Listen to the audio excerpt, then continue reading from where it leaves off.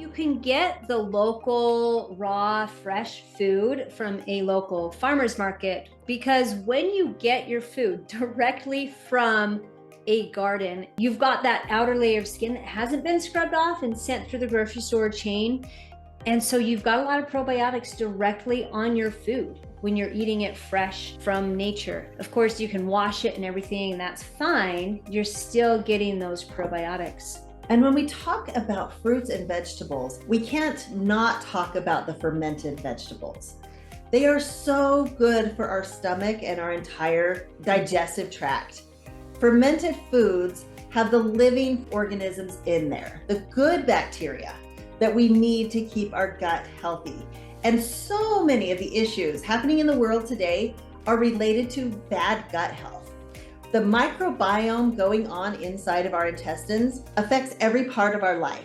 And when we take things like over-the-counter pain medications, or eat too much sugar, or we're put on antibiotics for an illness, all of that messes with our gut biome. And then we have to fight our way back to a rebalanced gut biome.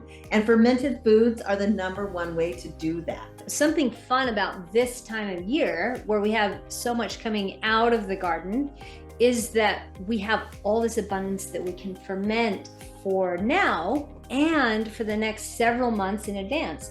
What is a pickle? It's just a fermented cucumber or sauerkraut. They're fermented differently. Pickles are fermented differently than sauerkraut. With sauerkraut, you're just using fresh vegetables. You can use onions or carrots and cabbage and all sorts of things.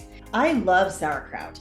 I can't get enough sauerkraut. And so I love this time of year and being able to make my own. It's so delicious. I love sauerkraut that I've made. I don't know what the difference is, but it just tastes fresher. It's better. I really just love it. Fermented foods are one of our best sources of probiotics. So this is where probiotics come into the mix. Probiotics need a foundation on which to grow. I guess that's kind of silly, but the probiotics on their own are great, but if we can build the foundation for them to thrive in, we're even better. Just like soil would be the foundation for us to plant a seed in, the bone broth becomes the foundation for the probiotics in our gut to take off. Bone broth, if you're not familiar with it, is just taking bones from chickens or beef or really any that you have and just boiling them for a long time. Put them on a low simmer or put them in the crock pot for a minimum of 24 hours. You can go 48 hours.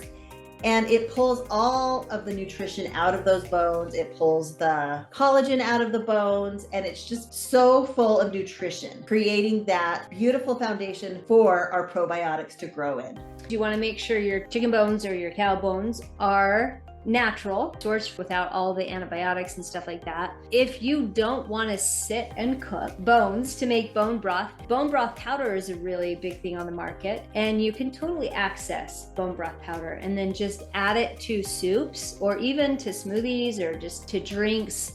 It dissolves pretty well. So there's another way to get it if you don't really want to cook your own. And it's become a little more mainstream. I can even buy bone broth in a carton at Walmart. You just have to be really careful that you watch because it's right with all of the broth. And so you have to be really specific when what you're looking for, and you look for the bone broth. So it's readily accessible if you're looking for it.